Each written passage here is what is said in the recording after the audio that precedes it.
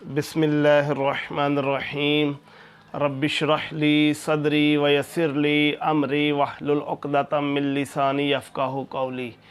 अस्सलातु वस्सलामु अलैका या रसूलल्लाह व अला आलिका व सहाबिका या हबीबल्लाह। हज़रात मोहतरम, आज मैं आपके सामने अब्दुल माजिद शाह जो कि बेटा है मुहद्दिस हज़ारवी का, उसका एक क्लिप रखना चाहता हूँ जिसमें उसने कुरान करीम की एक आयत की तफसीर बयान की है और हज़रत अली रज़ी अल्लाह ताला अन्हु की वो शान बयान कर रहा था। तो कुरान करीम की आयत की तफसीर बयान करते हुए उसने पूरा वो खारजियों वाला काम किया है कि जो कुफ़ार मुशरिकीन के हक़ में आयात नाजिल हुई उसने वो मुसलमानों पर फिट की हैं, और एक उसने अपनी तरफ से मन गढ़ंत तफसीर जो कि किसी तफसीर की किताब में मुझे नहीं मिली और ना ही उम्मीद करता हूँ किसी मुस्तनद तफसीर की किताब में आपको मिलेगी। तो पहले आप उसका ये क्लिप समाअत फरमाएं। क़यामत के पड़े हुए जब कोई आदमी दुनिया से रुखसत हो जाता है तो कब्र में जाता है, उससे 3 सवाल कब्र में हो जाते हैं। मर रब्बुक मा दीनुक मा कुन्त तक़ूलु फ़ी हक़्क़ि हाज़ा रजुल मुहम्मदिन, तेरा रब कौन, तेरा दीन क्या है और तू हुजूर के बारे में दुनिया में क्या कहा करता था। ये सवाल तो हो गए कब्र में। अब जब बास होगा क़यामत के दिन तो मीज़ान में आमाल तुलेंगे, वहाँ फैसला हो जाएगा जिसके आमाल अच्छे कम हुए और बुरे ज़्यादा हुए उसे किधर ले जाया जाएगा? जहन्नुम की तरफ। अब यहाँ इस मरहले का बयान कुरान में आ रहा है कि जिनके लिए फैसला हो गया, आमाल तुल गए, कब्र के सवाल हो गए, अब फैसला हो गया इनको जहन्नुम की तरफ ले जाओ। अब जब फरिश्ते ले जा रहे होंगे तो ऐन उसी लम्हे के जब उन्हें जहन्नुम की तरफ ले जाया जा रहा होगा, हुक्म होगा वक़िफ़ूहुम, इन्हें रोको, इन्नहुम मसऊलून, अभी हमने इनसे और सवाल भी करना है, अभी हमने इनसे कुछ और भी पूछना है। अब मैं आप हज़रात को यहीं पर ठहरा के फिर पीछे पलटा के ले जाता हूं। कब्र में मर रब्बुक का सवाल हो गया, मा दीनुक का सवाल हो गया, मोहम्मद और रसूलुल्लाह की रिसालत का सवाल हो गया, आमाल जो तुलने थे वो तुल चुके, अब जिन्होंने जहन्नुम जाना था वो उधर जा रहे हैं। अब ठहराने का क्या माना है? 6 माना दारद क्यों रोका जा रहा है? इसका जवाब सवाए के मौका में अल्लामा इब्न हजर हैतमी मक्की ने, जो इमाम काबा है, उन्होंने बयान किया। उन्होंने कहा कि रब ताला रोक कर फरमा रहा है इन्नहुम मसऊलून अन विलायत अलीयन, इनसे रब का सवाल हो गया, मुस्तफा का हो गया, दीन का हो गया, आमाल तुल गए हैं, पीछे कोई सवाल बाकी नहीं है, ये जहन्नुम को जा रहे हैं, फैसला हो गया है। लेकिन अभी रोका, इनसे हमने पूछना है बताओ अली के बारे में क्या कहा करते थे। अगर सारे आमाल तुलने के बाद भी अगर नजरिया अली के बारे में दुरुस्त है, अली का मसला अलग है, हम अब भी फैसला करके जन्नत को ले जाएं।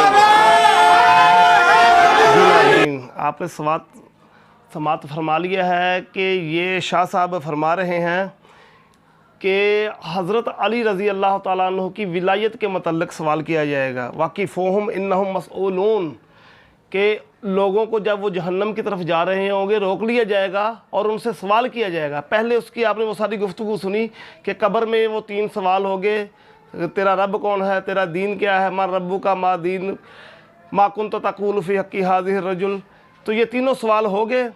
तो यहाँ पर उसने कहा कि अगर इन तीनों, उसकी बात को आप ज़रा गौर फरमाएं कि इन तीनों सवालों में अगर कोई बंदा नाकाम हो जाता है, फेल हो जाता है, इनके जवाब नहीं दे पाता और अल्लाह रब्बुल इज़्ज़त उसे जहन्नमी करार देकर जहन्नम की तरफ फरिश्तों को देकर भेज देता है कि चलो इसे जहन्नम की तरफ ले जाओ, ना इसने अपने रब को पहचाना, ना उसके दीन को पहचाना, ना उसके आखिरी बरगुज़ीदा रसूल जो कि तमाम रसूलों के सरदार हैं उनको पहचाना, तो ये जहन्नमी है, इसको जहन्नम की तरफ ले चलो।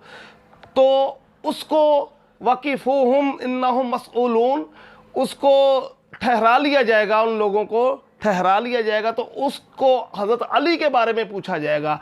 अगर वो इन सारे सवालात में नाकाम हो गया, फिर भी अगर वो जहन्नमी करार दे चुका है लेकिन अली के बारे में उसका अकीदा दुरुस्त हुआ तो उसे जन्नत में भेज दिया जाएगा।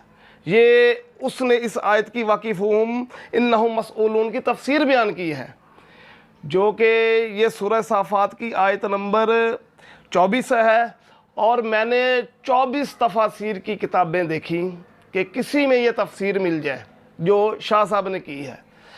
तो मुझे किसी एक किताब में भी नहीं ये तफसीर मिली जो शाह साहब ने की है, ये बिल्कुल अपनी जेब से की है, किसी मुफस्सर ने ये कौल इख्तियार नहीं किया। मैंने इब्ने जरीर, इब्ने तसीर, तफसीर रूहुल मानी, तफसीर मज़हरी, तफसीर रूहुल बयान और तफसीर हसनात, ज़ियाउल कुरान, तिबियानुल कुरान, इब्ने अबी हातिम, 24 तफासीर की मुख्तलिफ तफासीर अरबी और उर्दू का मैंने मुताला किया है, और उसमें से किसी एक में ये कौल नहीं मिला जो शाह साहब बयान कर रहे हैं। बल्कि कुरान करीम, इससे 2 आयतें आप पीछे चले आएँ और इससे 3, 4, 5 आयतें आप आगे पढ़ें, तो आप बग़ैर किसी तफसीर की किताब से, किसी हदीस की वजाहत से, कुरान करीम इस आयत की तफसीर ख़ुद बयान कर रहा है कि लोगों को सवाल किया जाएगा, और वो कौन लोग होंगे, किन लोगों से सवाल किया जाएगा और क्या सवाल किया जाएगा, ये भी कुरान करीम ने ख़ुद बयान फरमा दिया। और उलमा फरमाते हैं सबसे बेहतरीन तफसीर कुरान की वो है जो ख़ुद कुरान करे।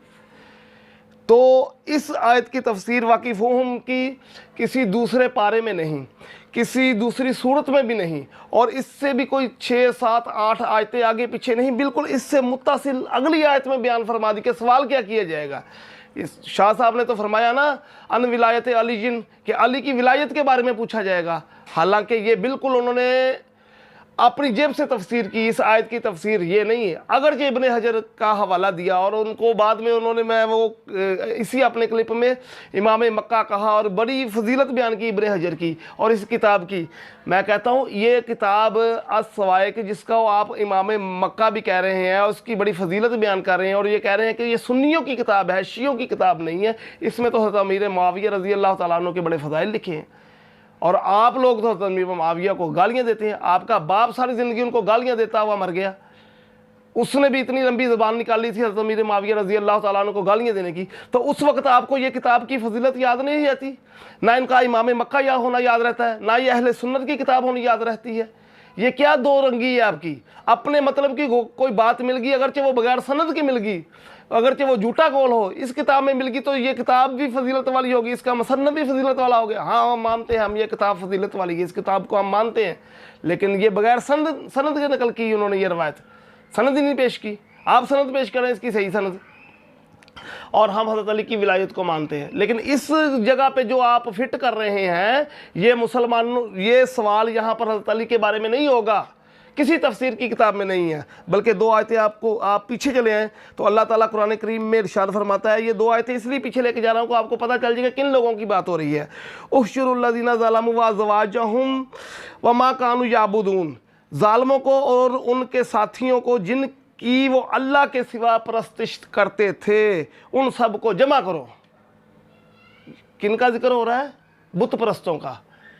जालिम उन लोगों को कहा गया, यहाँ ये ज़ालिमों से मुराद, क्योंकि जुल्म जो ना कुरान करीम में जहाँ भी है, यहाँ कुफ्र और शिरक मुराद होता है। बल्कि सूरह लकमान में अल्लाह ताला इरशाद फरमाता है, इन्ना शिरक लज़ुल्मुन अज़ीम, और सूरह यानी इस आयत का तर्जुमा है कि शिरक करना सबसे बड़ा जुल्म है। और सूरह बकरा में इरशाद फरमाया वल काफिरूना हुमुज़ ज़ालिमून, और काफिर ही जालिम है। तो यहाँ जालिमों से मुराद काफिर हैं, और आगे वजाहत वमा कानू याबुदून, के जिनकी ये अल्लाह की सिवा इबादत करते थे, अल्लाह की सिवा परस्तिश करते थे। तो पता चला कि ये बात हो रही है काफिरों की, मुशरिकीन की, जो अल्लाह की इबादत नहीं करते थे बल्कि और बुतों की इबादत करते, अल्लाह के सिवा शैतानों की इबादत करते थे। मिन दूनिल्लाहि फहदुहुम इला सिरातिल जहीम, इन सब को जहन्नम के रास्ते पर ले जाओ। ये किनको? जो लोग अल्लाह के सिवा मिन दूनिल्लाह इबादत करते थे, अल्लाह के सिवा किसी और की, बुतों की, शैतानों की, किसी की भी करें, अगरचे वो कोई सूरज की इबादत करता है, कोई गाय की इबादत करता है, कोई सांप की इबादत करता है, लेकिन अल्लाह के सिवा जिसकी भी वो इबादत करता था, उन लोगों की बात हो रही है कि मुसलमानों की बात नहीं हो रही। तो जब इनको जहन्नम की तरफ ले जाया जाएगा, हुक्म दिया जा रहा है फरिश्तों को, तो आगे वो आयत जो शाह साहब ने बयान की, वकीफ़ुहुम इन्नहुम मसऊलून, इन सब को ठहराओ, इनसे सवाल किया जाएगा।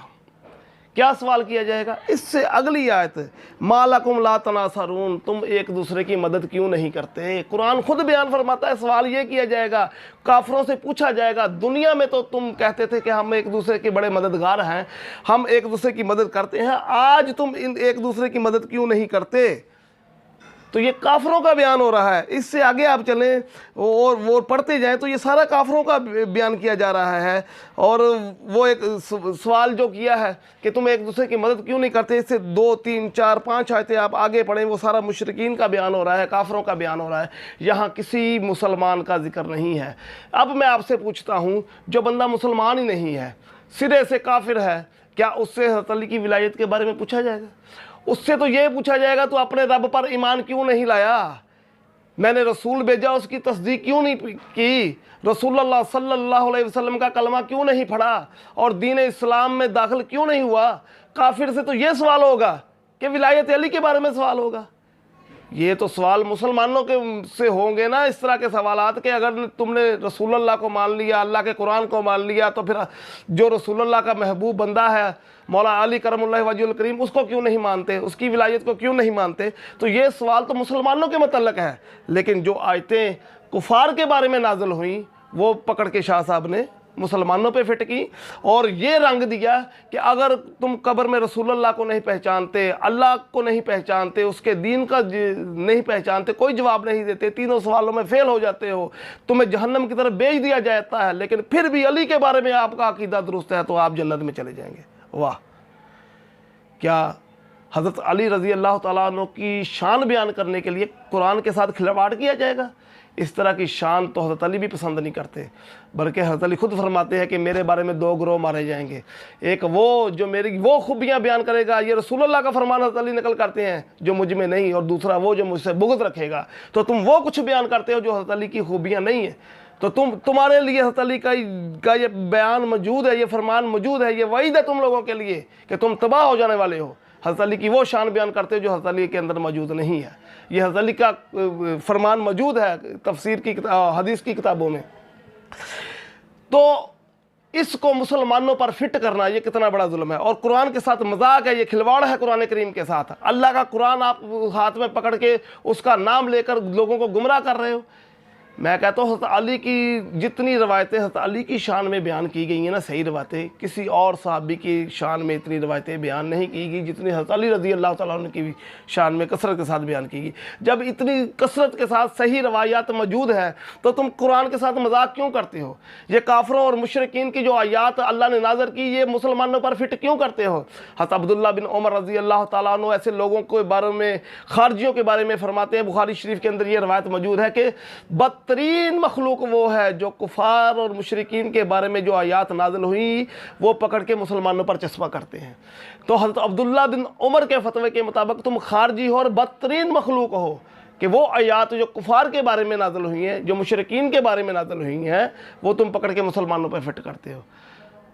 تو ایسے لوگوں سے بچا جائے جو قرآن کا نام لے کر, مولا علی کا نام لے کر, رسول اللہ صلی اللہ علیہ وسلم کا نام لے کر اور محب اہل بیت ہونے کا دعویٰ کر کے لوگوں کو گمراہ کرتے ہیں, قرآن کے ساتھ مذاق کرتے ہیں.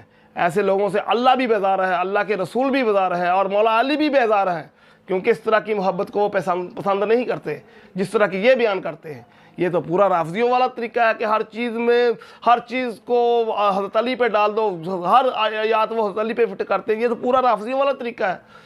ہر چیز کو رنگ, ہر حدیث کو وہ رنگ دو کہ حضرت علی کو معاذ اللہ نبیوں سے بڑھا دیا جائے. تو یہ بھی آپ نے رسول اللہ صلی اللہ علیہ وسلم سے بڑھا دیا نا.